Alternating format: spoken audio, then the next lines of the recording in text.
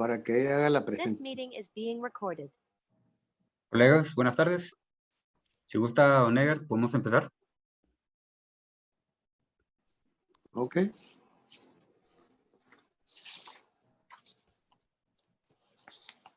¿Estamos listos?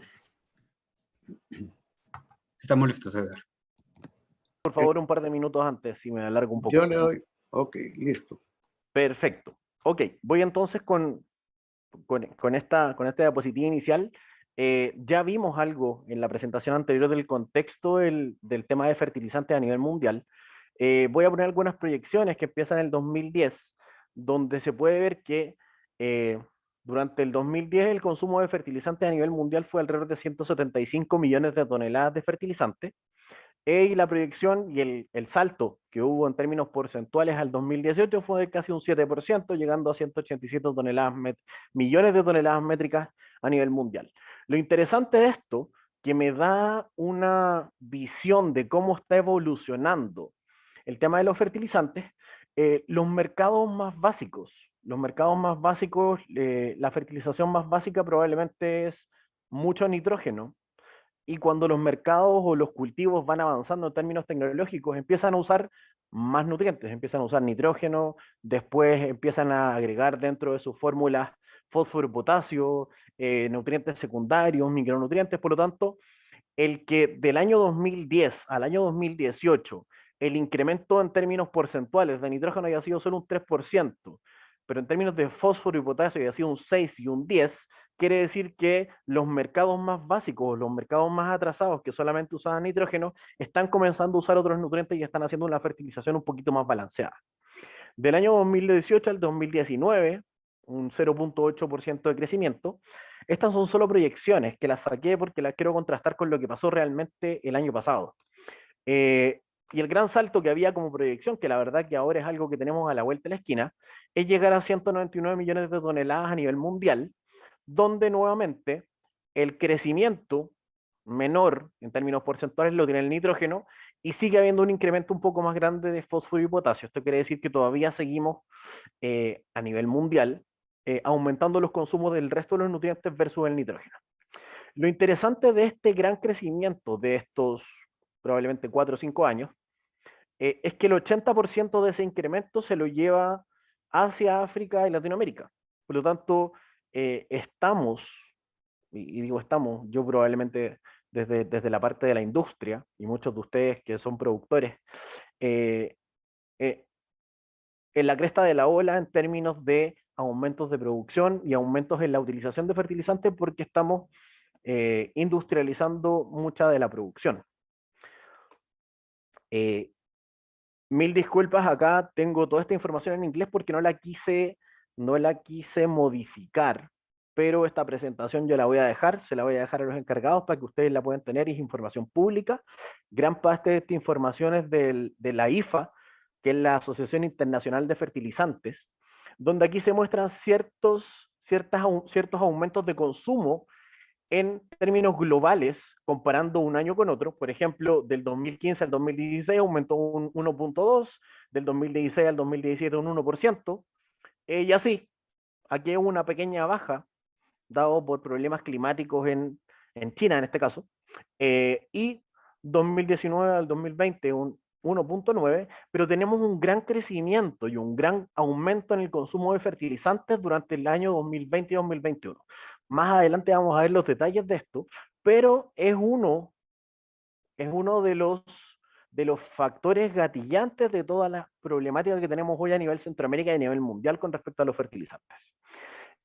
Con respecto a qué pasó en el 2020 a 2021 para tener este gran incremento, y aquí hubo dos actores principales, bueno, tres si metemos al este de Asia, donde hubo un aumento de 2 millones de toneladas, pero Latinoamérica y el sur de Asia tuvieron grandes incrementos en términos de su consumo de fertilizantes. Aquí entra probablemente actores grandes dentro de Latinoamérica, Brasil, Argentina, México. Por lo tanto, este gran aumento en el consumo de fertilizantes, que se ve reflejado acá en términos porcentuales y acá ya a nivel de cada una de las zonas del planeta, es uno de los indicadores y uno de los causantes de todo lo que está pasando hoy. No es solamente eso, sino que es uno de los factores que ha llevado al incremento en términos de precio y probablemente escasez de los fertilizantes. Si miramos, cuando uno se le juntan los problemas, dice que viene como la tormenta perfecta.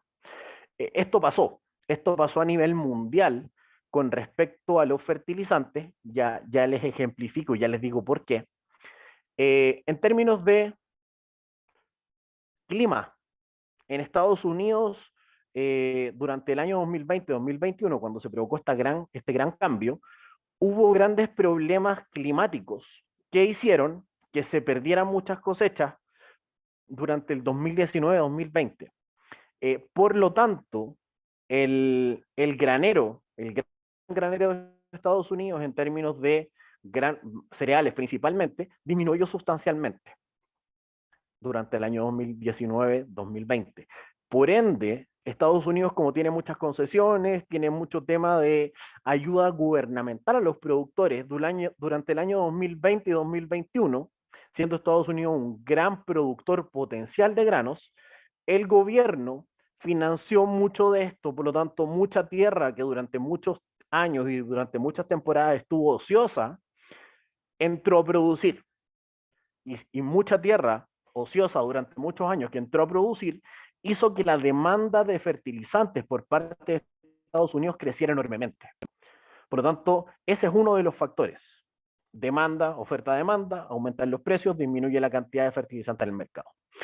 Por otro lado, mucho consumo con respecto a India. India durante estos últimos años ha tenido crecimientos económicos bastante grandes. Y probablemente aquí estoy hablando todo prepandemia. Por lo tanto, ese aumento en la cantidad de dinero circulante en India hizo también que muchos de los productores agrícolas pudiesen vender sus productos en el mercado a un mejor precio, y eso aumentara la cantidad de circulante, haciendo que India también se transformara en un gran consumidor de fertilizantes. Y estamos hablando de mercados muy grandes, por lo tanto, cuando nosotros pensamos que un mercado grande estornuda, a Latinoamérica generalmente nos da una gripe muy fuerte. Por lo tanto, el que hayan aumentado en este caso estos dos ejemplos de estos dos grandes consumidores de fertilizantes, hacen que, obviamente, la cantidad de fertilizante que queda en el mundo es un poco menor. Por otro lado, en términos de el alto costo de las materias primas, el alto costo de las materias primas para producir fertilizantes aumentó a nivel mundial. Unos ejemplos, por ejemplo, el gas natural y el carbón. El proceso de fabricación de urea o de amonio requiere altos niveles de energía, mucha temperatura, mucha presión para generar este proceso de toma de nitrógeno atmosférico y transformación a nitrógeno sólido. Por lo tanto, si las materias primas, como el gas y como el carbón, que son los dos más utilizados para producir urea, suben de precio, los costos de producción de urea, que es el fertilizante a nivel mundial más ocupado, suben mucho de precio. Y otro aspecto muy importante que tiene que ver con los traslados, con los movimientos de los lugares de origen o de fabricación a los lugares de consumo. Si aumentan los fletes, obviamente ese costo extra de ese flete llega al consumidor final. Por lo tanto, si tengo un aumento en el costo de las materias primas para producir fertilizantes, un aumento en los costos de traslado, todos esos costos se van a traducir en un aumento en el precio al consumidor. Por otro lado, desde el punto de vista geopolítico, ¿qué cosas pasaron? Bielorrusia tuvo una sanción por parte de la Unión Europea que hizo que saliera de este conglomerado en términos de tener libre de impuestos, una serie de sanciones económicas que hicieron que este grande dentro de los productores de fertilizantes saliera de este conglomerado en términos económicos y obviamente al salir pierde muchas de las condiciones económicas que tenía, aumentan los impuestos, aumentan sus tasas de producción, aumentan los impuestos al salir y de tránsito, por ende también la salida y esta sanción de Bielorrusia por parte de la Unión Europea hace que el fertilizante que produce Bielorrusia aumente de precio en el mercado internacional. Por otro lado, ya hablamos de que China, Estados Unidos e India tuvieron ciertos problemas y disminuyeron sus graneles, sus reservas de grano. Por ende, ellos mismos, como fabricantes también de materias primas y de fertilizantes, generaron políticas restrictivas con respecto a la exportación. Esto para, obviamente, generar un abastecimiento seguro, primero de sus mercados internos, para poder suplir la cantidad de fertilizante extra que estaban demandando por esa producción extra de granos que estaban solicitando. Por lo tanto, si yo soy un gran productor y tengo excedentes para exportar, pero de un día para otro tengo restricciones y tengo un mayor consumo interno, voy a aprovechar de abastecer mi mercado interno y mis excedentes, que en este caso no fueron muchos, los voy a exportar. Y como hay poco, oferta-demanda, los precios suben. Aquí tenemos un detalle un poco mayor con respecto al tema energético. Al tema energético que está íntimamente relacionado con la producción de fertilizantes.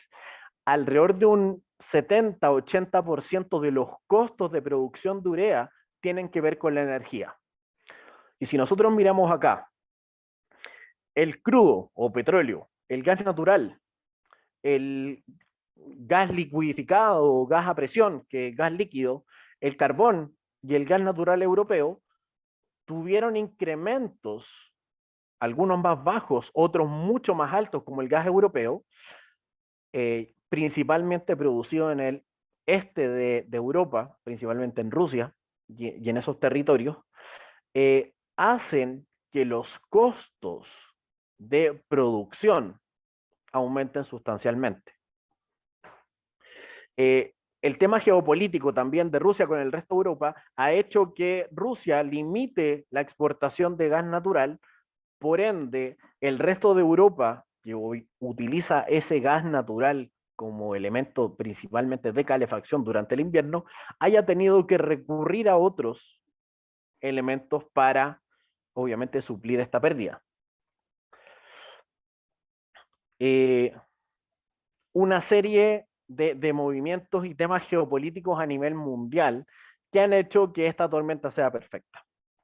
En el caso de Estados Unidos, temas de restricciones con respecto a la exportación de lo que ellos mismos producen, principalmente producido por esta disminución en la cantidad de granos que tenían ellos como almacén, por lo tanto tenían que recuperar estos niveles de sus graneles, de sus graneros de granos básicos, maíz, trigo, soya, principalmente, hicieron que obviamente aumentara la producción local, disminuyeran las exportaciones, tanto Estados Unidos como principalmente Estados Unidos, Canadá muy poco.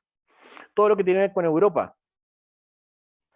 6 meses donde bajó la cuota de exportación de nitrógeno de urea, perdón, de nitrógeno de Rusia.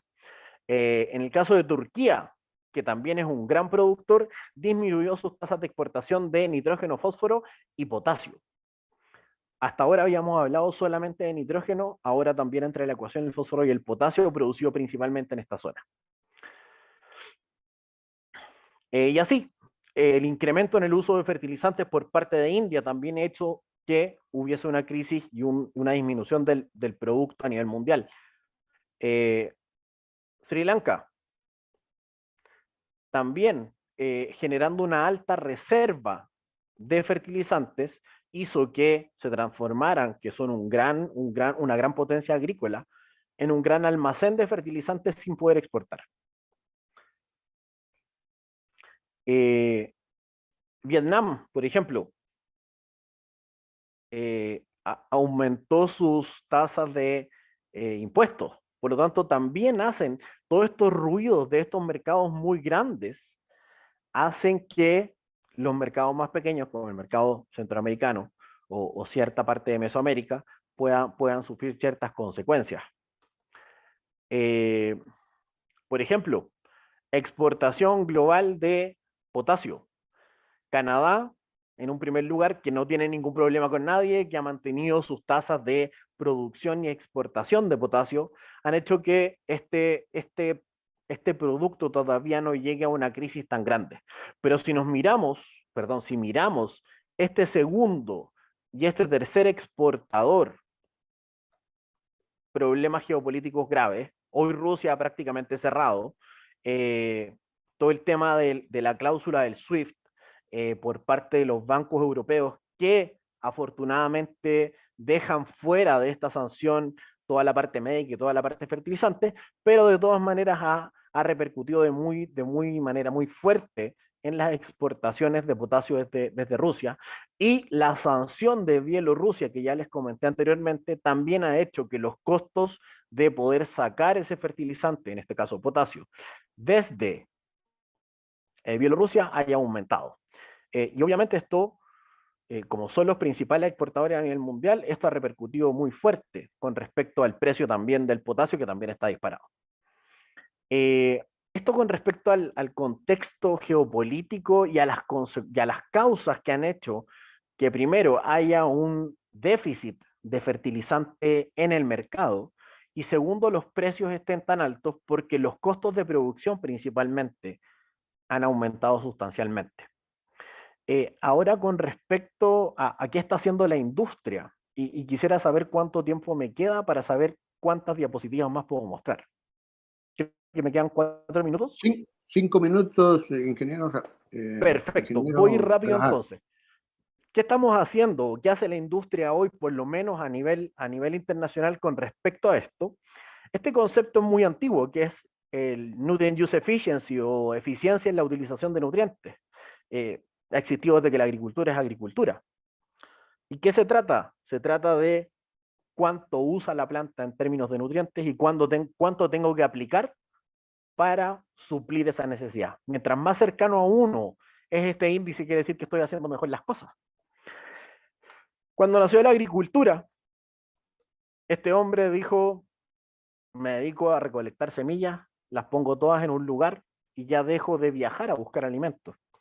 En ese momento nació la agricultura, y en ese momento, probablemente no exactamente en ese momento, pero inició la utilización de ciertos fertilizantes minerales para producir aumentos en la producción.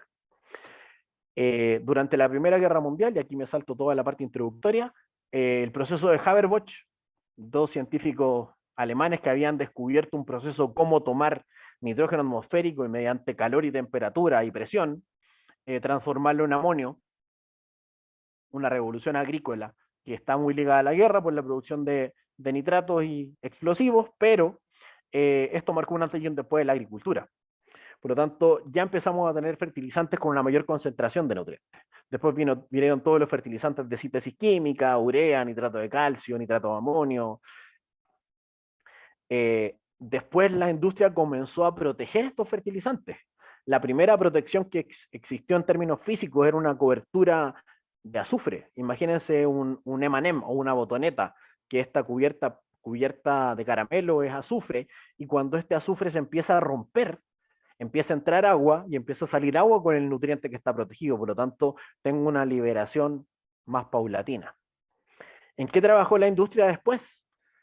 Hizo que esta liberación fuera controlada en el tiempo, utilizando polímeros plásticos para recubrir los fertilizantes. Por lo tanto, mientras más gruesa o más delgada es esa capa de plástico que recubre cada gránulo, yo puedo manejar el tiempo en el que se va a liberar ese fertilizante. Después de esto, empezaron a trabajar en la generación de inhibidores para disminuir la volatilización del nitrógeno, principalmente inhibiendo la acción de la ureasa, que es una enzima que está en la superficie del suelo. Por lo tanto, tengo nitrógeno más eficiente a nivel de ureasa, y también inhibiendo la nitrificación, haciendo que permanezca más tiempo como amonio, que es un elemento con carga negativa, perdón, con carga positiva, que se adhiere a los coloides del suelo y no pasa a nitrato, que es un fertilizante mucho más lábil que se lava mucho más. Por lo tanto, tengo una mayor cantidad de amonio que es menos lábil, por lo tanto más eficiente para la planta.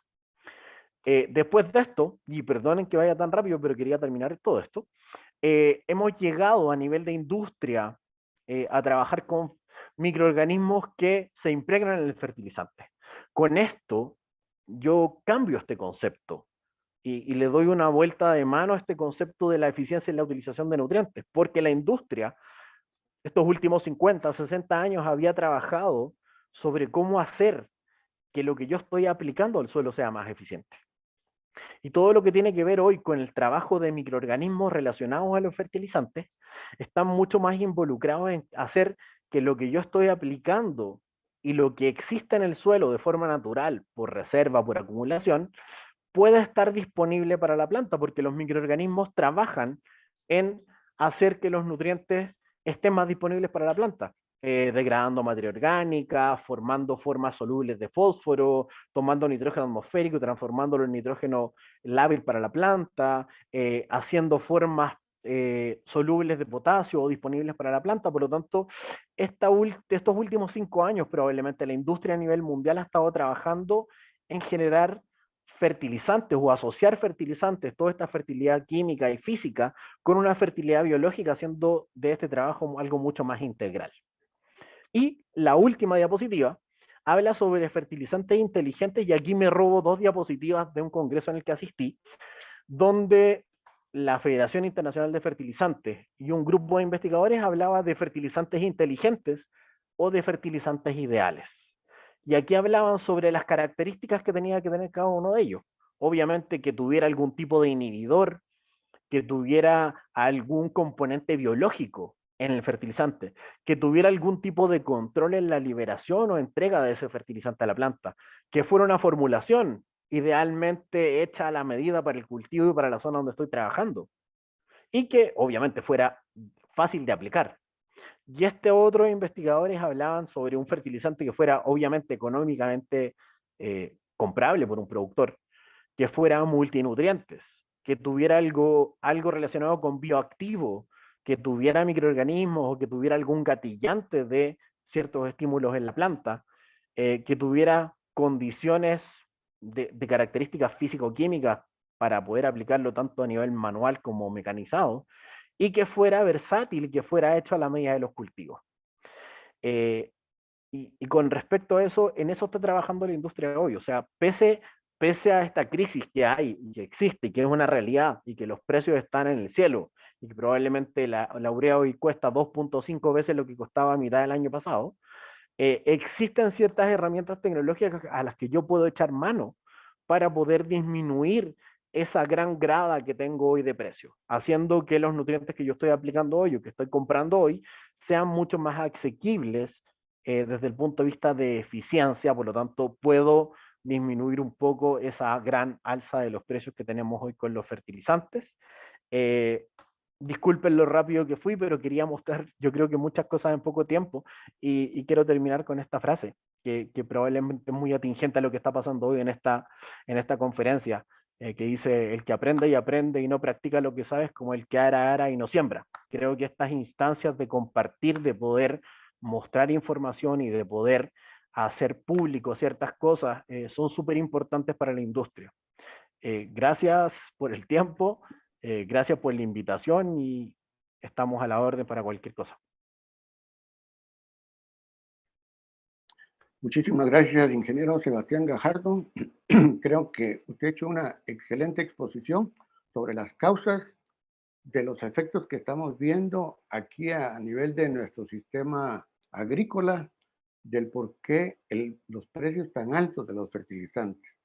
Pero usted, como bien lo manifestaba, hay causas externas, mundiales, fenómenos mundiales que se están dando hoy día y esto está teniendo una repercusión a nivel de país.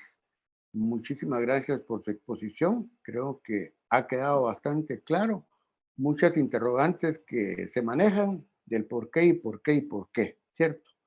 Entonces, vamos a pasar a la siguiente fase del evento. No sin antes recordarles que estamos transmitiendo a través de nuestros canales de comunicación, a través de la plataforma Zoom. y la página oficial de Facebook de la Alianza Guatemalteca para el Manejo de los Suelos. También los invitamos a seguir de cerca las acciones y eventos que hemos realizado en nuestra página de Facebook como Alianza, @Alianza Suelos GT, en YouTube Alianza Suelos Guatemala y en nuestro blogger de alianzasuelosgt.blogspot.com, así como también nuestro correo electrónico y nuestro canal de WhatsApp de comunicación, que es el 4128-8022. Las inquietudes, preguntas que tengan para nuestros expositores las pueden hacer a través del chat y nosotros se las vamos a hacer llegar a los ponentes. Si no damos espacio para muchas preguntas, porque por cuestiones de tiempo, pues nosotros les vamos a dar seguimiento en nuestros canales de comunicación y les vamos a dar respuesta en la medida de lo posible. Pasamos entonces a la siguiente presentación. Vamos un poco atrasados de acuerdo a la planificación del tiempo, pero queremos terminar, digamos, este evento tratando de manejarlo de una forma integral. Y una forma de ellos creo que va a ser la presentación del doctor Ricardo Rapallo Fernández. El doctor Rapallo es de nacionalidad española. Es ingeniero agrónomo con una maestría en desarrollo en proyectos y planificación rural y un posgrado en ingeniería agrícola en la Universidad Politécnica de Madrid. Inició su relación en el 2004 con FAO en el Programa Especial de Seguridad Alimentaria PESA en Guatemala. A partir del 2009 se desempeñó como oficial de FAO en Panamá. Posteriormente se trasladó a la oficina de FAO en Roma, Italia, como oficial analista de proyectos, de políticas, perdón. También laboró en la oficina regional de FAO para América Latina en Santiago de Chile como oficial de seguridad alimentaria. Es importante indicar que el doctor Rapallo, en su fase de campo de su trabajo doctoral, lo realizó en Guatemala, de tal forma que está bastante familiarizado con nuestro agro, el corredor seco y muchas partes del país. Actualmente el doctor Rapallo es el representante de FAO de la oficina en Guatemala. El doctor nos va a exponer sobre lo que es el panorama de la producción agrícola y seguridad alimentaria en Guatemala.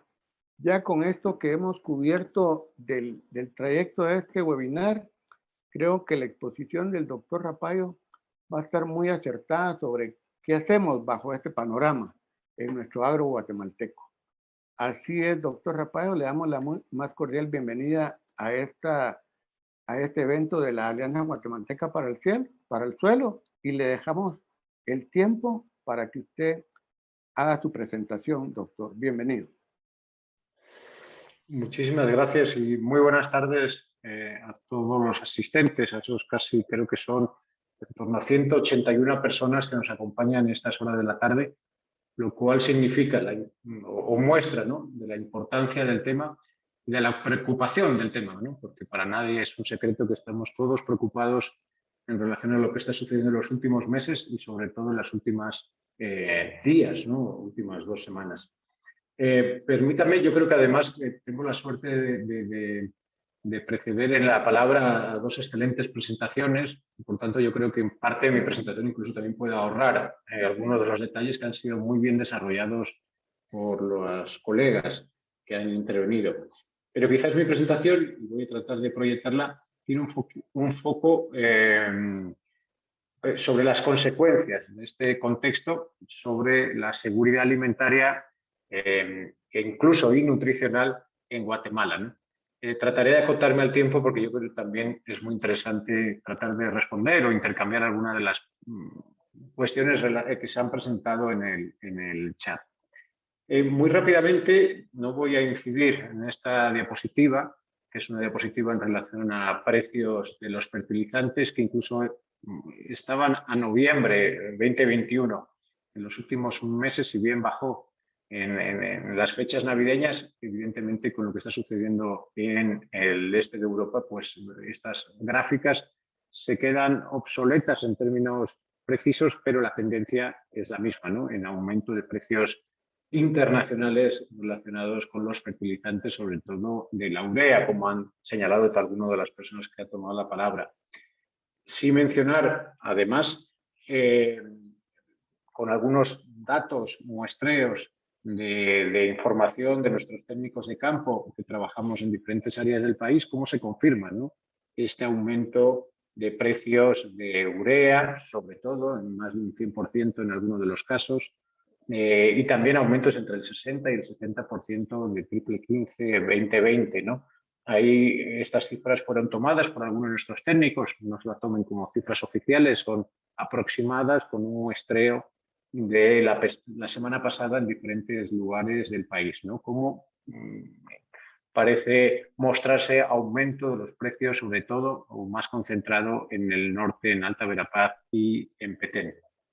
En términos de disponibilidad, pues en casi todos los lugares se confirma que sí hay disponible, pero que los precios evidentemente están muy por encima de los promedios de los últimos años. La siguiente diapositiva trata de demostrar que hay una consistencia entre el aumento de los precios de los fertilizantes y también el aumento de los precios de los alimentos. Estos son datos del último boletín a nivel mundial sobre el índice de los precios internacionales de los alimentos, publicado hace 4 días, y ahí tienen el enlace. Lo que se constata es que evidentemente, y es la parte izquierda de la diapositiva, es como el promedio de los precios de los alimentos internacionales está por encima, muy por encima de lo acontecido en los últimos años, y de hecho estamos ya un 20% por encima del mismo mes del pasado año, y estamos por encima de los promedios casi desde el año 2009-2010, es decir, cuando aconteció la crisis de los precios de los alimentos del año 2008-2009. En los últimos meses, los grupos de alimentos que más empujan este indicador al alza fundamentalmente son aceites vegetales y cereales, algo que no sorprende sabiendo, como ustedes saben, de dónde proviene la mayor parte de los aceites vegetales y cereales, sobre todo del trigo, en el mundo, fundamentalmente también aceites vegetales provenientes de países como Ucrania, como Rusia, como Bielorrusia. Por tanto, no nos sorprende, pero quizás lo que se constata es la velocidad de aumento, y son fechas y son gráficas cerradas en el mes de febrero. Es decir, posiblemente estas gráficas actualizadas el día de hoy serían aún más preocupantes.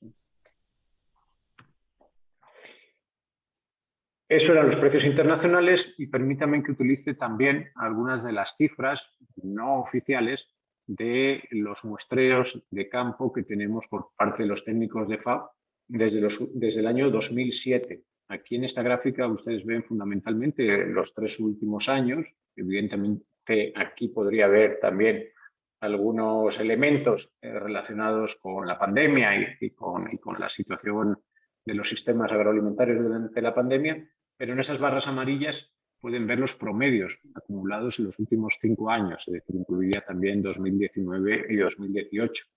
El mensaje principal, evidentemente, es que los precios, en este caso del maíz blanco, por quintal en el país, en el mes de marzo del año 2022, está en 53 quetzales de promedio a nivel nacional, más alto que la media de los últimos 5 años, 40 quetzales más caro que hace exactamente un año, y 10 quetzales más caro que hace un mes. Comparado con los últimos 3 años, en el mes de marzo del 2020 también hubo un aumento de los precios de maíz, quizás pudo deberse al inicio de la pandemia, pero los promedios también señalan un aumento sustantivo de maíz blanco con fechas, con datos recogidos el pasado 9 de marzo. Evidentemente no son datos oficiales, pero creo que más o menos nos pueden ayudar a ilustrar la situación de los precios nacionales, cuál es la relación y la transmisión de los precios nacionales, internacionales a los precios nacionales. No voy a entrar al detalle, pero tenemos estos mismos datos también por regiones, ¿no? Región norte, donde se constata también un aumento, aunque en los últimos meses se ha estabilizado en torno a 170 quetzales por quintal de maíz blanco, pero también se aproxima a los niveles históricos de marzo 2020 en los últimos 5 años y desde luego están por encima de los promedios de los últimos 5 años. En aras de tiempo, estos son los mismos datos para la región sur, el mismo dato para el oriente, donde aquí ya sí se constata que estamos por encima incluso de lo que sucedió en marzo 2020, es decir, ya estamos por encima de los promedios de los 5 años y también de los últimos 3 años. Y finalmente también el dato en Occidente, que es sensiblemente un poquito menor que marzo 2020, pero por encima de los promedios de los últimos años, estabilizado en torno a 180 quetzales el quintal, según los datos suministrados por los técnicos que trabajan en terreno.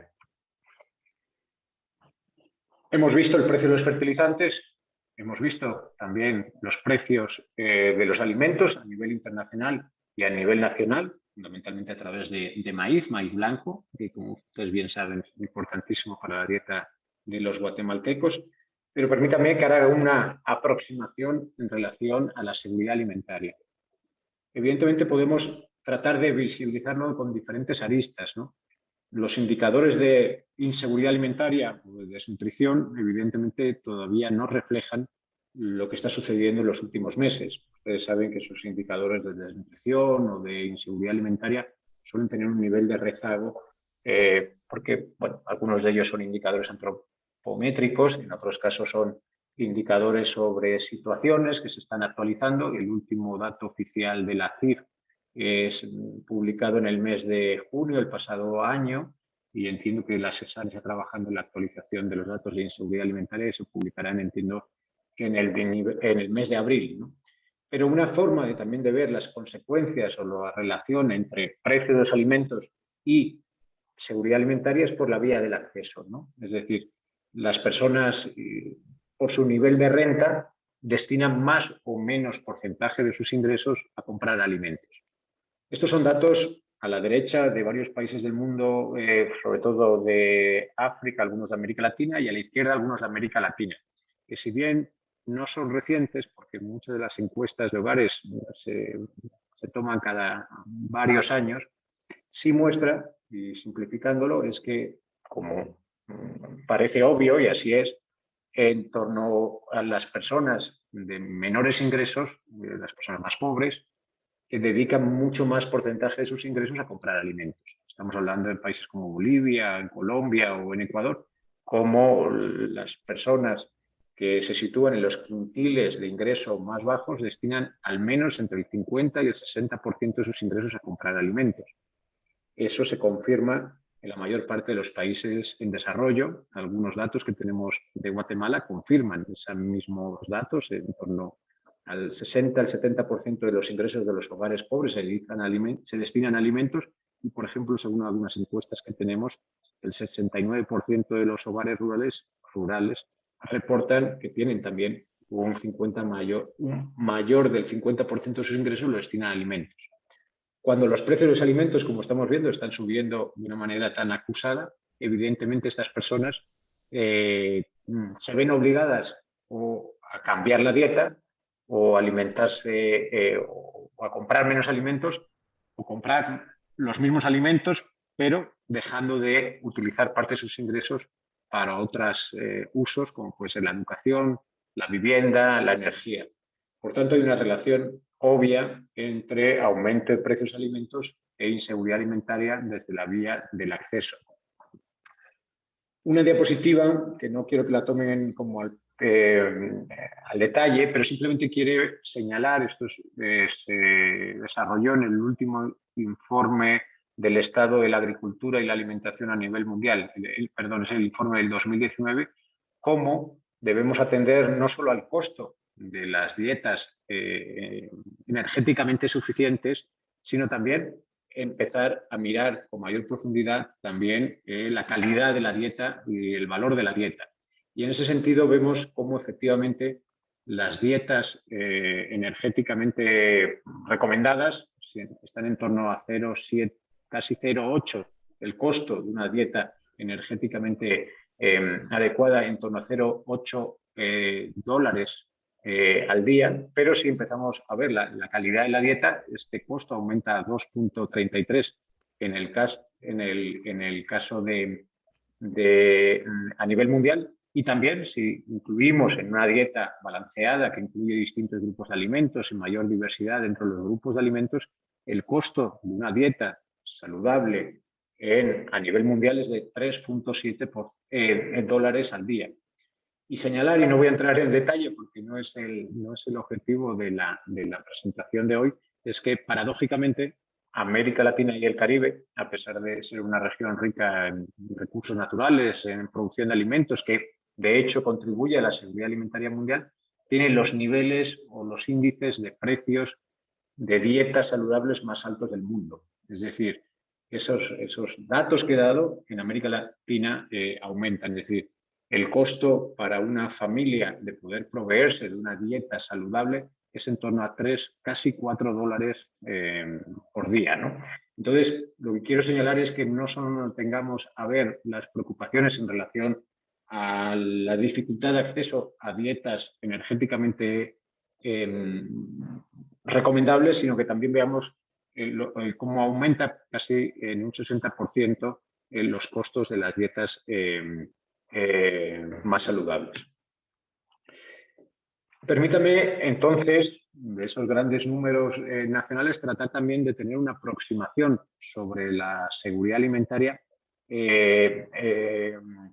a nivel nacional. Estamos hablando, y aquí hay datos también tomados en información no oficial a partir de muestreos de campo por parte de FAO Guatemala, cómo el nivel de reservas de los alimentos, en este caso de maíz blanco, va disminuyendo significativamente en los últimos años. Si ustedes ven la gráfica de la izquierda, para explicarla un poquito con detalle, en el mes de marzo, hoy, según nuestros datos, las familias, sobre todo que trabajan en el medio rural, que son pequeños propietarios de la agricultura familiar, tienen solo en torno a 0,4 meses de reservas de maíz blanco en el mes de marzo del año 2022. El pasado año, en estas mismas fechas, tenían para 1 mes y 3 semanas aproximadamente de reservas. En el marzo 2020 tenían igualmente 1 mes y medio. Estamos acercándonos a lo que llaman alambre estacional. Pero hoy la constatación es que estamos muy por debajo, estamos en torno a, no llega ni a medio mes de disponibilidad o de reservas de maíz blanco en gran parte de las familias del norte de Guatemala. Y esto es significativo también porque, a diferencia de pasados años, y tenemos, como ustedes ven, los promedios en los últimos 5 años, lo que pasaba tradicionalmente en el oriente, que era que los niveles de reservas de alimentos estaban, de granos básicos, disminuyendo en estos meses del año, hoy vemos que también en el norte está sucediendo esta situación. Tomando el promedio de los últimos 5 años, en el norte de Guatemala, según nuestras estimaciones, las familias tenían prácticamente para 2 meses y medio más de reservas. Hoy no llega a medio mes. Esto, imagínense, en una situación donde eventualmente van a aumentar los precios de los granos básicos en los próximos meses. En el sur es parecido, ¿no? Es decir, tenemos una reserva de maíz blanco por debajo de los promedios de los últimos 5 años y por debajo también de la situación de los últimos 3 meses de marzo de los pasados 2 años.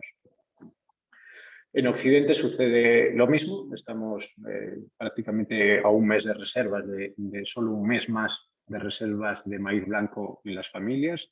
El pasado año estaban 2 meses y medio y hace 3 años prácticamente la misma situación.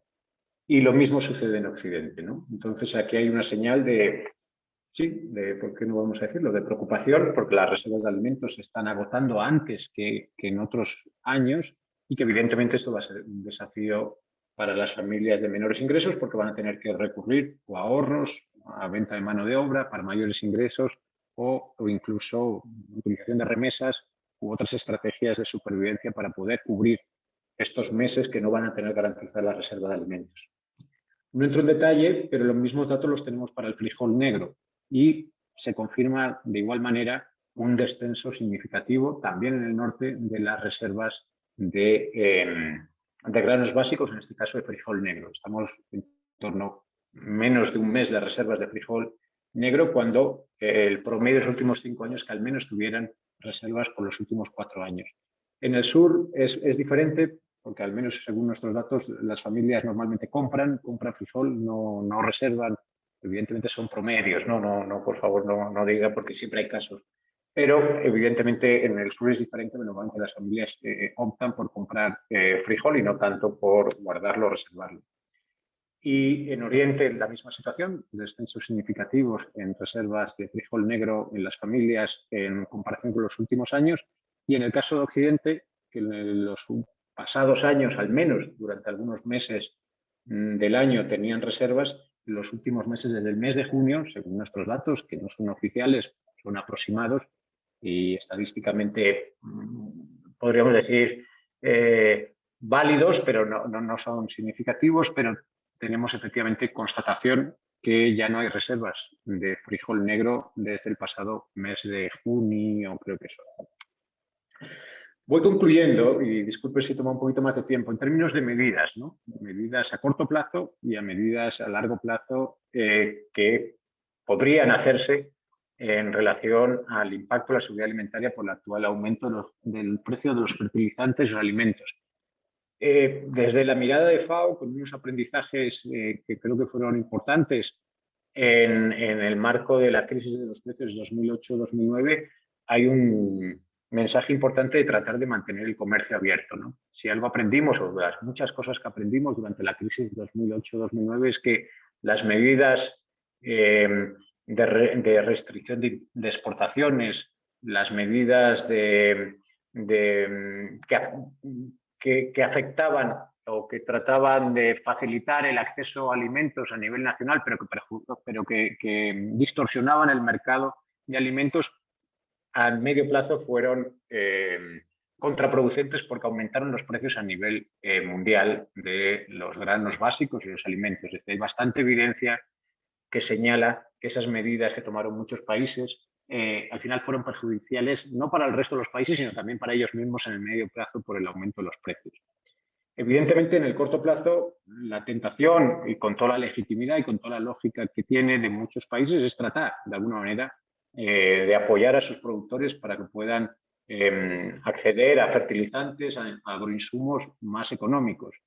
Esto se puede hacer, evidentemente es una de las opciones, y nosotros de hecho estamos acompañando al Ministerio de Agricultura en la actualidad en el diseño final de un programa de estipendios por acciones de conservación de suelos, y creemos que se puede hacer, pero evidentemente hay que tener mucho cuidado en términos de la focalización, en términos de hacer que ese tipo de instrumentos no perjudiquen en el medio plazo también a los propios precios nacionales e internacionales de los agroinsumos.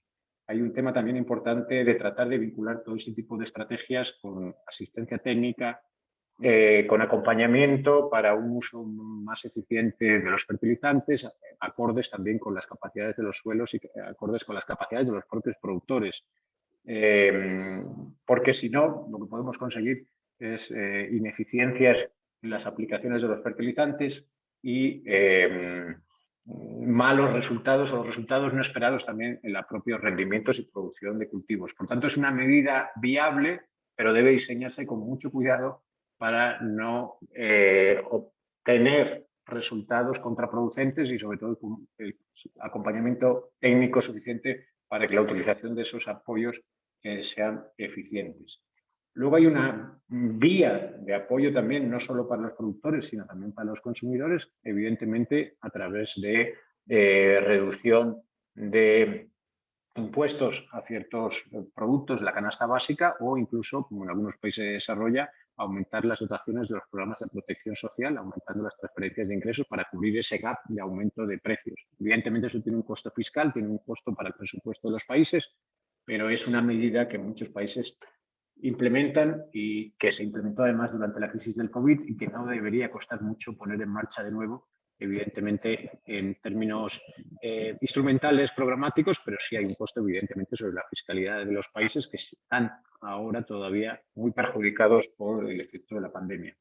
Y finalmente, una recomendación más genérica es mejorar todo el tema de la transparencia de mercados, ¿no? Hay sistemas de información para que podamos adelantar decisiones en función de la información disponible a nivel mundial. Yo les confieso que en muchos casos, para preparar esta conferencia y algunas anteriores entrevistas, hemos tratado de recopilar información y no es tan disponible como a uno no le gustaría, ¿no? Entonces, todo el tema de transparencia de mercados.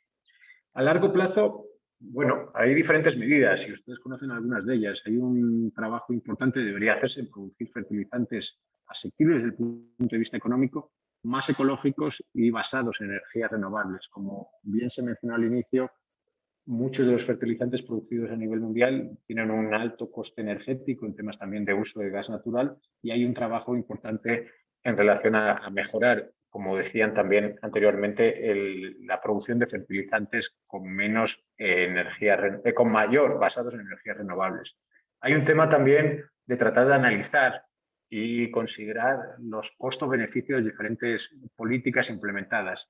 Es totalmente comprensible que un país quiere proteger a sus consumidores, a sus productores en el corto plazo, pero esto tiene muchas veces consecuencias sobre los consumidores y productores de muchos otros países y también por los propios nacionales en el mediano plazo. Por tanto, hay que tener un análisis un poco integral de los costos beneficios de los diferentes instrumentos de política que se plantean. De hecho, en la misma línea, se recomienda también revisar y redactar los subsidios a los fertilizantes para promover el uso eficiente de estos y de estiércol. Muchas de las consecuencias que estamos viendo hoy es porque se han tomado medidas de carácter ambiental para proteger ciertos sectores que han perjudicado en cierta manera también al sector agropecuario.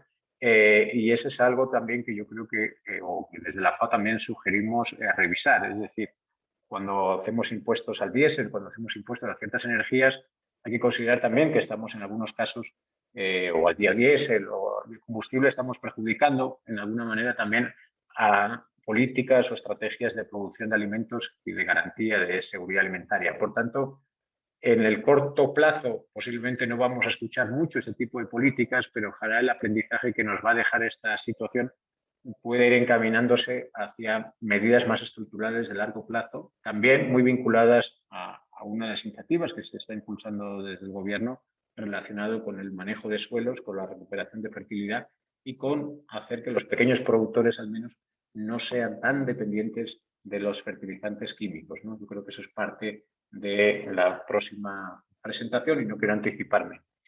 Entonces, hasta aquí mi presentación. Espero haber podido dar algunas ideas, ¿no?, o evidencias en relación a la vinculación entre el aumento de los precios de los fertilizantes, de los agroinsumos, de los precios de alimentos y, por ende, de la seguridad alimentaria, y con algunas pinceladas sobre algunas de las medidas de política a corto y mediano largo plazo que se pueden recomendar o que se están recomendadas en base a los aprendizajes vividos en las últimas crisis de precios de los alimentos vividos a nivel global. Muchísimas gracias. Muchas gracias, doctor Rapayo, por su presentación. Creo que ha hecho una exposición bastante bien clara relacionándolo todo lo que es el uso de los fertilizantes, la producción y la seguridad alimentaria. Especialmente, tal y como usted lo mencionaba, es una preocupación el tema de las reservas, ¿verdad? Porque cada día, cada vez, cada año se han ido acortando los tiempos de reserva. Entonces, hay que pensar en estrategias para suplir, digamos, este tiempo mientras viene la siembra y luego la cosecha del cultivo siguiente. Agradecemos su participación, doctor, muy amable. Vamos a dar paso a la última presentación del día de hoy, y no menos importante, obviamente, debido a que el ingeniero Linneo García va a presentar algunas estrategias de cómo abordar esta crisis. Déjenme decirles que el ingeniero César Linneo García es ingeniero agrónomo egresado de la Facultad de Agronomía de la USAC, tiene una maestría en producción y uso de plantas medicinales de la Facultad de Ciencias Químicas y Farmacias de la USAC también. Tiene estudios profundos y especializados en agricultura orgánica en países como México, Bolivia, Brasil, Cuba, Costa Rica y el resto de Centroamérica. Es inspector acreditado para procesos de certificación, fincas de producción y productos orgánicos por la Asociación para el Aprovechamiento de Cultivos Orgánicos, OSEA por sus siglas en inglés. Tiene una amplia experiencia docente e investigación en agricultura ecológica y actualmente se desempeña como catedrático universitario de la FAUSAC y es miembro de la Comisión Nacional de Agricultura Ecológica. El ingeniero Linneo nos va a presentar el tema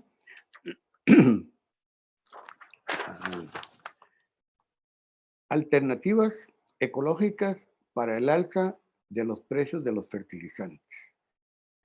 Ingeniero Linneo, muchísimas gracias, bienvenido a este webinario. Gracias por su apoyo, por su participación de una forma anticipada.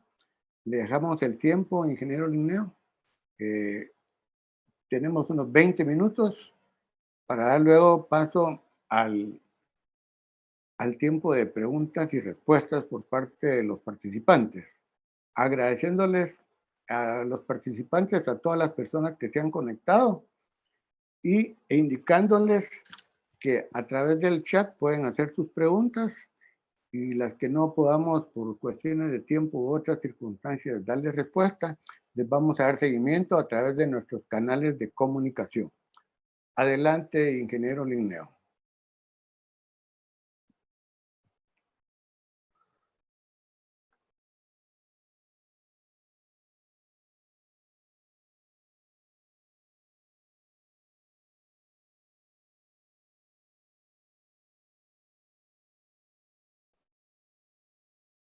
Puede subir su presentación, ingeniero. Ya la tenía ahí.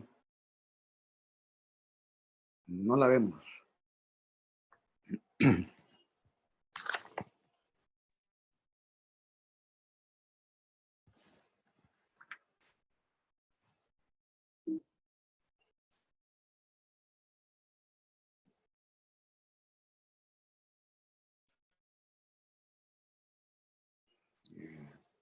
Tema tan interesante de lo que son las alternativas ecológicas ante esta crisis de fertilizantes.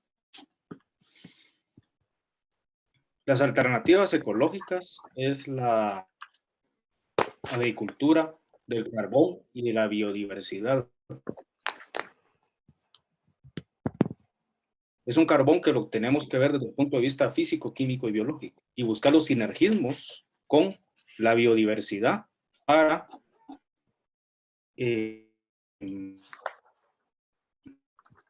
la producción de alimentos. Entonces, ecológica. Nuestro enfoque está basado en un sistema de producción eficiente y sustentable que se favorece el uso del conocimiento y los recursos locales, priorizando la fertilidad natural del suelo y la biodiversidad del ecosistema. Su enfoque y filosofía limita el uso de recursos no renovables, el uso de insumos de origen sintético. Estos elementos se enfocan e integran con el fin de diseñar y construir agroecosistemas cada vez más estables en espacios físicos y temporales cada vez más amplios y de tal forma contribuir a la protección del medio ambiente, la salud humana y a la vida en general a través de una actividad social y económica tan imprescindible como es la producción de alimentos para la humanidad. Para eso tenemos algunas estrategias que van relacionadas con la conservación y regeneración de los recursos naturales, enfocadas al suelo, al agua, a la biodiversidad, tanto dentro de la misma especie como entre especies, y a la integración de la flora y la fauna con el fin de buscar efectos benéficos y sinérgicos en la productividad del agroecosistema. Otros elementos que se consideran dentro de la estrategia es el manejo de los recursos productivos a través de la diversificación temporal, espacial, genética y regional. También es importante el reciclaje de nutrientes y abonos orgánicos, tanto de materiales de origen vegetal y animal, con el fin de que sean disponibles los elementos que necesitan las plantas para tener un crecimiento y desarrollo normal. Y también la regulación biótica a través de el uso de controles biológicos, agentes naturales y otras formas que nos ayudan a encontrar ese equilibrio del ecosistema o del agroecosistema que estamos manejando o diseñando. Otras estrategias son considerar efectos documentados sobre el mejoramiento del suelo a través del incremento del contenido de materia orgánica, la disminución de la erosión, el mejoramiento de la estructura y las condiciones generales del suelo y el fomento de la actividad micorrícica y antagónica de algunos microorganismos y otros organismos. Documentar efectos documentados sobre el manejo de plagas y enfermedades a través de la diversificación de los enemigos naturales, la genética de los materiales que estamos usando para producción de alimentos, técnicas como los policultivos o la asocio de cultivos, los cultivos de cobertura o labranza mínima, y otras estrategias. Todas estas estrategias nosotros las reducimos en 3 componentes para llevarlo a un enfoque práctico, donde la producción sostenible de alimentos es igual a la genética, al ambiente y al manejo. En esto se resumen todas las estrategias que hablamos y el enfoque que planteamos. Esta genética debe ir orientada a la diversidad dentro de la misma especie y a la diversidad del agroecosistema que estamos manejando, con el fin de obtener estos beneficios sinérgicos que estamos buscando. El ambiente debe ir orientado a la comprensión de los fenómenos bióticos y abióticos del ambiente para encontrar los principios o los elementos críticos para hacer una agricultura de precisión. Con esta información nosotros ya podemos tener un criterio de manejo, que es el diseño y la construcción de un agroecosistema, donde aplicamos un enfoque sistémico para la comprensión de los fenómenos que estamos manejando. Todo esto nos lleva a poder alcanzar una producción sostenible en el tiempo y en el espacio. Estos 3 elementos se concentran o se vinculan en un elemento crítico para la producción de alimentos, que es la construcción de un suelo ideal, donde la construcción de este suelo ideal debe de tener una porción orgánica, una porción mineral y un espacio poroso, donde debe tener idealmente las proporciones aproximadas que estamos mostrando acá, donde debe tener un 5% de materia orgánica, 45% de porción mineral y el espacio poroso que permita un 25% de agua y 25% de aire. Y eso nos permite a nosotros ir construyendo un suelo fértil.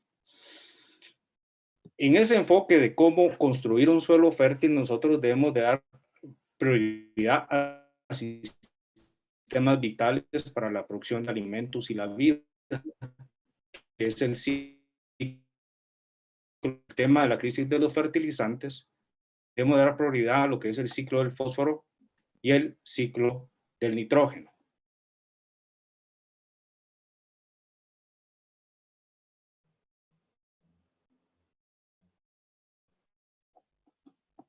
El ciclo es importante porque sin fósforo no hay alimentos. Todo el ADN y todas las partes reproductivas de los organismos vivos dependen del fósforo. También sin el nitrógeno no pueden haber alimentos por los mismos fenómenos biológicos que tienen todos los organismos. Y sin los micronutrientes no tenemos salud, ya que nosotros necesitamos de los micronutrientes y todos los organismos vivos para sus procesos metabólicos.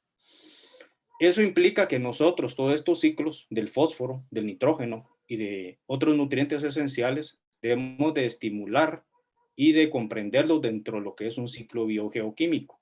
Y mediante la comprensión de estos ciclos biogeoquímicos de cada uno de estos elementos, nosotros podemos encontrar esos aspectos que nos permitan adaptarnos para una producción de alimentos más sostenible. Entonces, aquí debemos de priorizar todo lo que es la parte viva y no viva en relación a la comprensión del fenómeno y estimular todos aquellos elementos que nos permitan recuperar la fertilidad natural de un suelo, ya que todo elemento químico tiene su ciclo biogeoquímico. ¿Cómo lo hacemos? Esto lo hacemos a través de lo que es la nutrición de cultivos con un enfoque de manejo integral de cultivos. Como les dije desde el inicio, esta es la agricultura del carbón.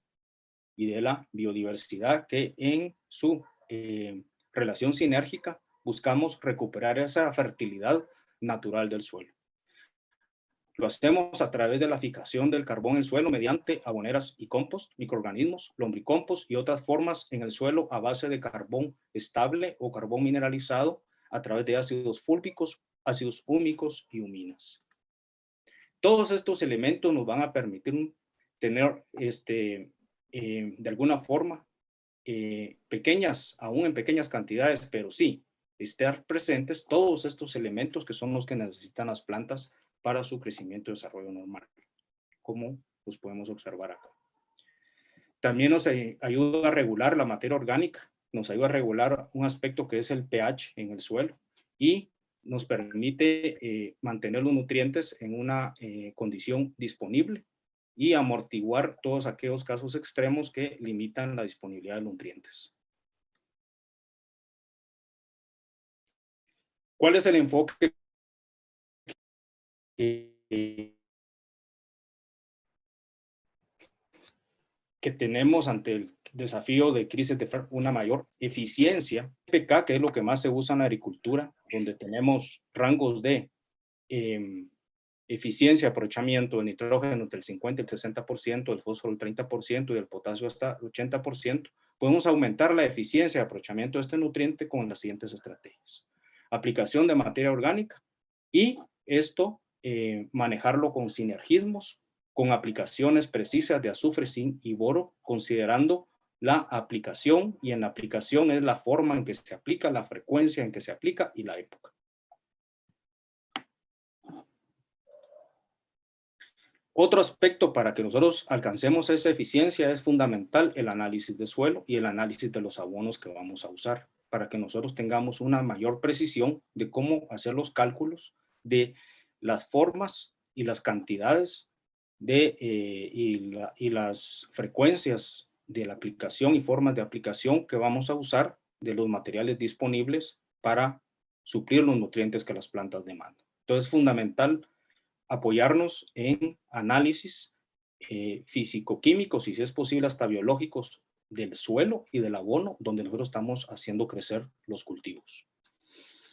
Los sinergismos que les he comentado, en caso del azufre y el nitrógeno, existe un sinergismo donde un nivel adecuado de azufre en el suelo y en la planta permite mejorar el aprovechamiento del nitrógeno y aumente la síntesis proteica. Se recomienda que la aplicación del nitrógeno y el azufre se hagan en el mismo momento. En el caso de la relación sinérgica de las aplicaciones de zinc para hacer más eficiente el aprovechamiento del nitrógeno, el fósforo y el potasio, debe de existir niveles adecuados de zinc en suelo y planta para mejorar el aprovechamiento del NPK. Y con esto nosotros aseguramos mejorar rendimientos. El zinc se recomienda aplicarlo en forma foliar y de forma quelatada.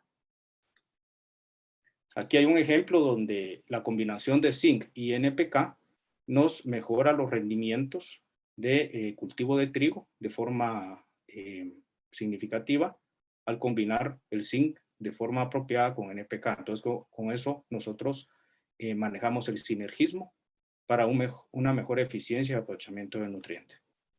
El otro aspecto son las aboneras, tanto a pequeña escala como a gran escala, porque nos permiten reciclar todos aquellos materiales vegetales y animales y residuos animales disponibles para llevarlos a las formas minerales que las plantas lo necesitan para su aprovechamiento.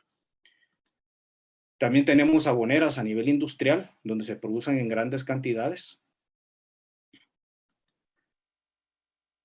Y en ese sentido, nosotros las aboneras las debemos de combinar con aspectos de enmiendas y activadores biológicos del suelo, a través de microorganismos benéficos, ácidos húmicos, ácido fúlvico, yeso agrícola y caldo lumítica. En este caso, les hago el siguiente. Para la situación actual de crisis de fertilizantes que tenemos, me atrevo a darles la siguiente recomendación como una acción inmediata a corto plazo, donde les comparto un enfoque mixto donde ustedes deben de combinar la fertilización química o mineral con la fertilización orgánica.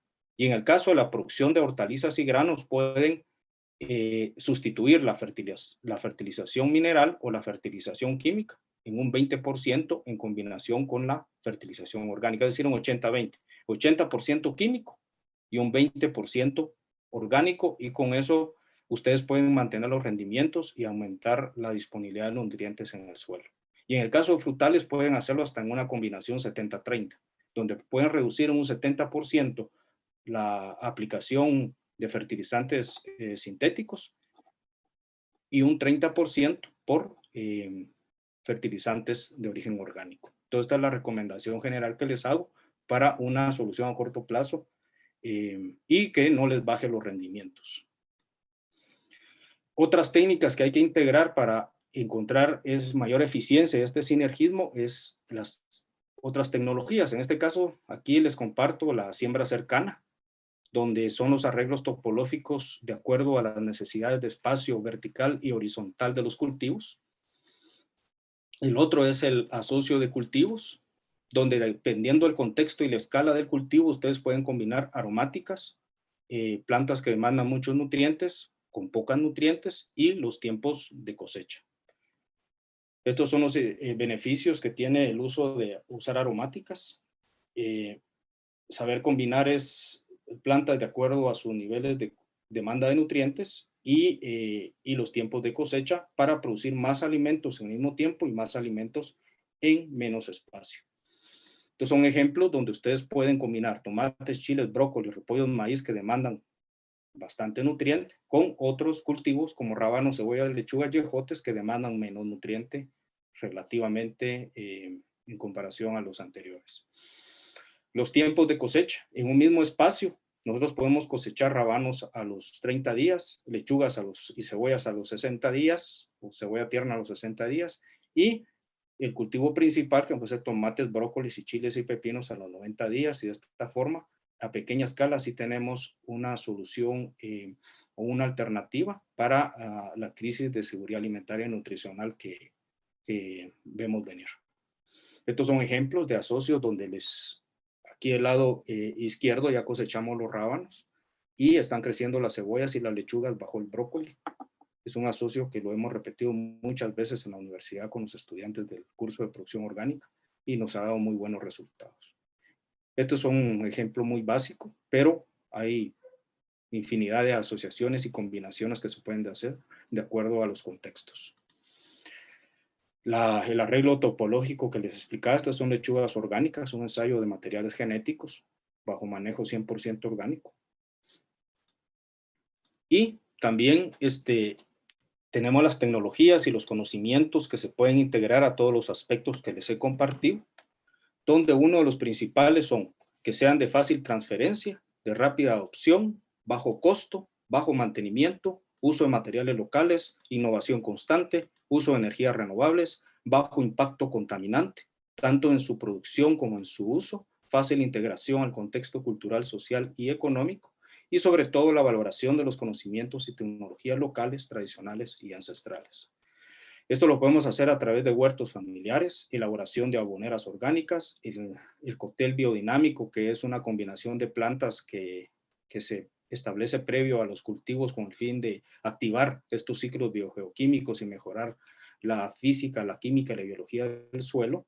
Uso de las plantas nativas para la seguridad alimentaria y nutricional, haciendo énfasis o basándose en lo que es el sistema MILPA, técnicas de cosecha de agua, sobre todo agua de lluvia, manejo de aguas grises si es posible, conservación de suelos fundamental, aplicando técnicas de terrazas, curvas a nivel, labranza mínima. Todo eso es lo que les tenía el día de hoy para compartir y muy agradecidos por su atención. Muchas gracias, ingeniero Ligneo, por su participación y la presentación de estas alternativas que hay para que de una u otra forma vayamos afrontando, y nuestros productores principalmente, esta crisis de los precios de los fertilizantes. Ok, vamos a pasar ahora a una sección de preguntas. Las vamos a hacer de acuerdo a las presentaciones de los disertantes. En ese sentido, queremos hacer la primera pregunta para el doctor Dimitri Santos.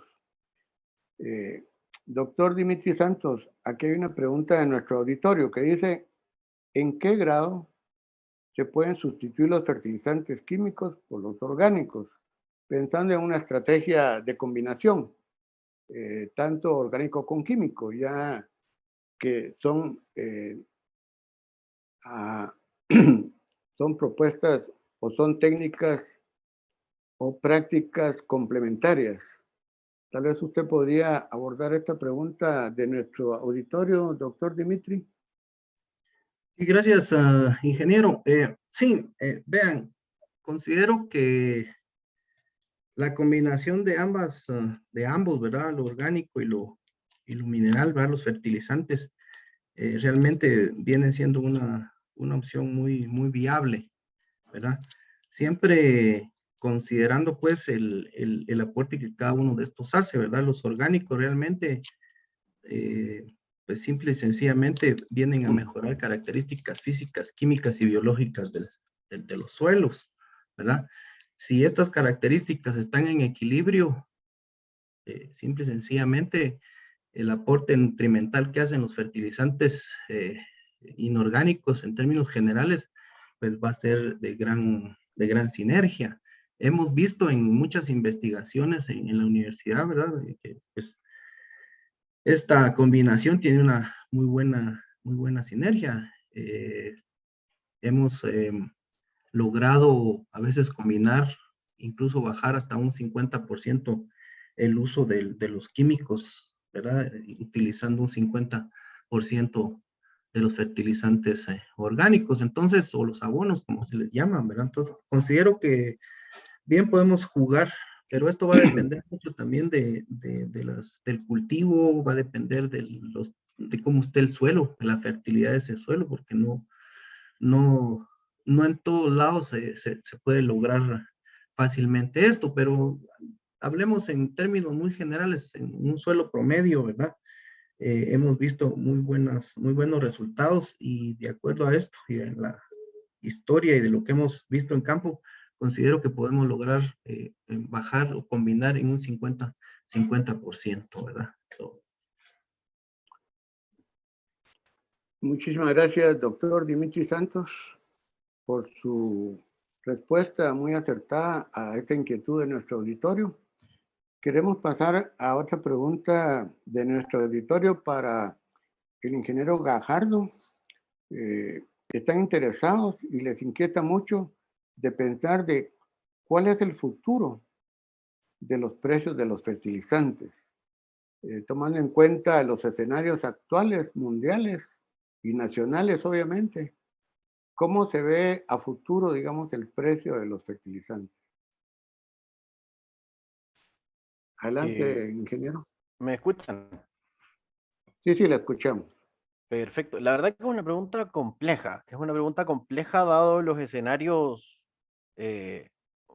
últimos, yo te diría, desde que ya comenzó el conflicto de manera formal entre Rusia y Ucrania, se han desatado probablemente cambios sustanciales.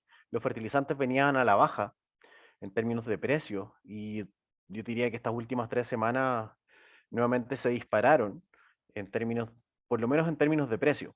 Ahora, con respecto al mercado nacional, todavía no tenemos un problema de abastecimiento en términos generales. La mayoría de las empresas del rubro probablemente tienen reservas o tienen compras que probablemente alcancen hoy al primer semestre sin ningún problema. Pero sí el escenario es bastante incierto con respecto sobre todo a los precios que van a haber de aquí en adelante.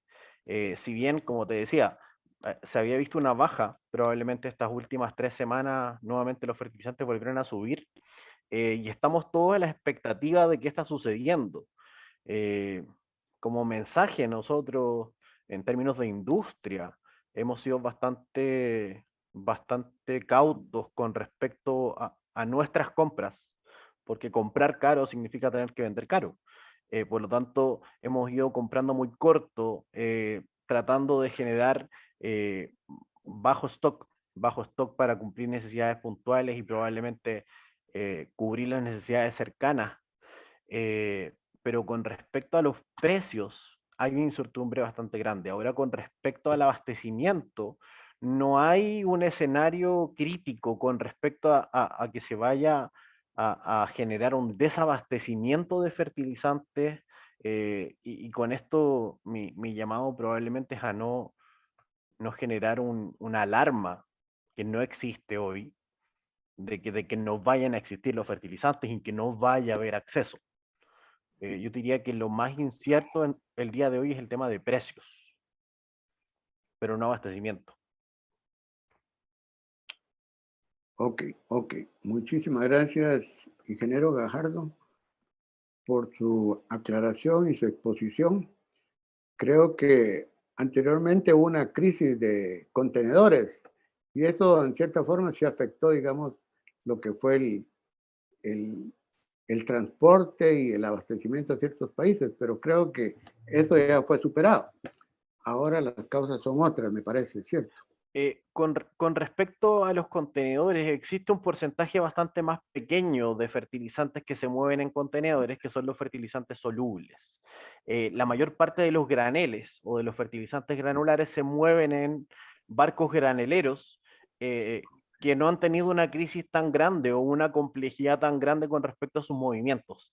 Si bien existió, sobre todo durante el tiempo de pandemia, un problema grande con respecto a la cantidad de contenedores al que había acceso, también subieron muchísimo los precios. Por ejemplo, un contenedor, por darte un precio que costaba 100, llegó a costar 350. O sea, subió un 250% con respecto a su precio original, y además los tiempos de traslado probablemente se multiplicaron en 2.5. Yo tenía productos que se demoraban 30 días en llegar y pasé a tener 2 meses y medio o 3 meses de respuesta por parte del proveedor. Pero eso ha disminuido, sigue existiendo, los precios de los contenedores siguen altos, pero en la mayor cantidad de fertilizantes se mueven en barcos graneleros que no sufrieron en la misma proporción los embates de la pandemia. Ok, perfectísimo. Muchas gracias por la ampliación, doctor ingeniero Gajardo. Vamos a pasar a una pregunta para el doctor Rapayo. Un audiente de nuestro auditorio haga la siguiente pregunta. ¿El incremento en el precio del fertilizante e insumos destinados a la producción de maíz y frijol, en qué medida impactarán en los volúmenes de producción y su impacto en el precio del consumidor? Mira, déjeme utilizar un ejemplo, ¿no?, que nosotros hemos analizado trabajando, por ejemplo, en el corredor seco, ¿no?, un poco para ilustrar, ¿no?, la preocupación en torno a este tema. El promedio de manzanas, ¿no?, o de hectáreas, perdón que lo diga, manzanas en hectáreas de un productor del corredor seco es en torno a 0,4 hectáreas por familia, una familia de 6 personas, ¿no? La realidad antes del aumento del precio de los fertilizantes es que alcanzaban a aplicar una de urea, un quintal de urea, un quintal de triple 15, y con eso tenían en torno a 15 quintales de maíz al año. Eso solo es suficiente, eso solo cubre las necesidades alimentarias de 5.5 meses al año, ¿no? Eso antes de la crisis de los precios. En esas familias de pocos ingresos que no alcanzaban ni siquiera a aplicar las cantidades recomendadas de fertilizantes. Hoy, evidentemente, con aumentos de precio de la urea del 100%, de triple 15, el 60, el 70%, lo más probable es que estas familias que de por sí no alcanzaban a pagar lo necesario, lo más probable es que fertilicen menos, adquieran quizás fertilizantes de menor calidad y confíen en que la lluvia va a ser buena y que va a haber un rendimiento relativamente razonable. Lo que quiero decir con esto es que lo más probable es que estas familias que no alcanzaban ni 5 meses y medio de reservas de alimentos, pues este año, pues si no se toman medidas y no es un año excesivamente malo climáticamente, pues no alcancen, pues se disminuirán en 2 o 3 meses, o al menos en 2 meses menos, ¿no?, de reservas. Eso es un poco la realidad, ¿no? Y eso es lo que, por eso ya hacemos algún llamado a medidas de corto plazo o vía el ingreso, para que puedan tener un ingreso un poquito mayor para comprar fertilizantes o comprar alimentos directamente, o vía también el apoyo también con mayor producción. Entonces, es una situación complicada, ¿no? Con familias que de por sí tenían muchas dificultades para adquirir los fertilizantes necesarios para tener una producción relativamente razonable.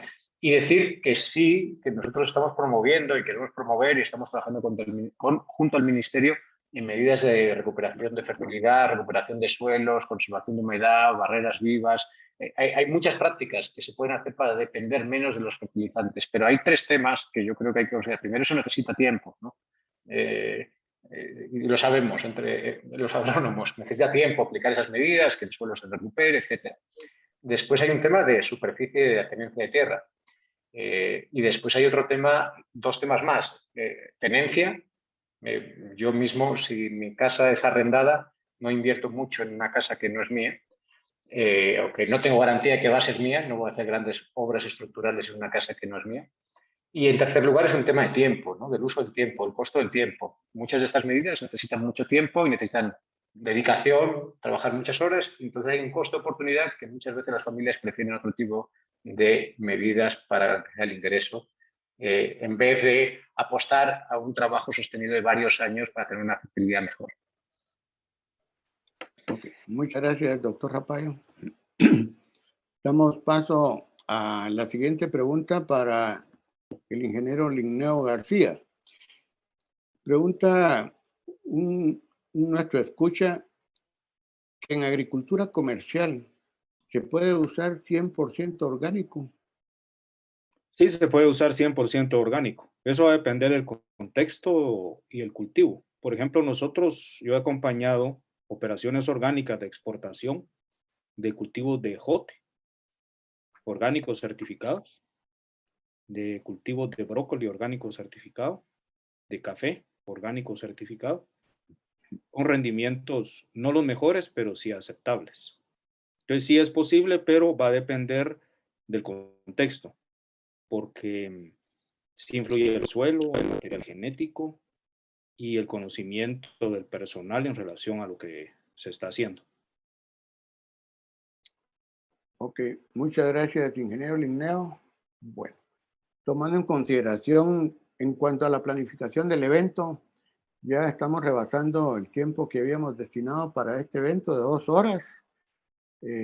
Queremos dar una pausa aquí e indicarles que este evento está siendo grabado y va a ser subido a los canales de comunicación de la Alianza Guatemalteca para el Manejo de los Suelos. Estamos hablando de nuestro canal en YouTube y en Facebook. Queremos ir dando ya por terminado este evento, no sin antes agradecer primeramente a nuestros expositores, quienes han abordado el tema bajo diferentes aristas. Creo que muchas de las dudas e incógnitas que habían han sido despejadas. Y por otro lado, esto nos está dando la pauta que es un tema bastante amplio y que creo que vale la pena ir profundizando en algunos aspectos sobre esta crisis de los fertilizantes. Queremos agradecer a todos los miembros de la Alianza Guatemalteca que nos apoyaron y que gracias a ellos fue posible este webinario. Consideramos que hemos abordado esta problemática y que da para mucho. Vamos a estar expectantes sobre el futuro de esto y esperamos encontrarnos de nuevo en estos canales de comunicación. Agradecerle a todas las personas que se conectaron también en diferentes lugares del país y en el exterior y desearles a todos muy feliz noche. Muchísimas gracias por su atención. Buenas noches a todos. Gracias. Buenas noches. Feliz noche a todos. Feliz noche. Muy buenas noches, gracias por el tiempo y por la invitación.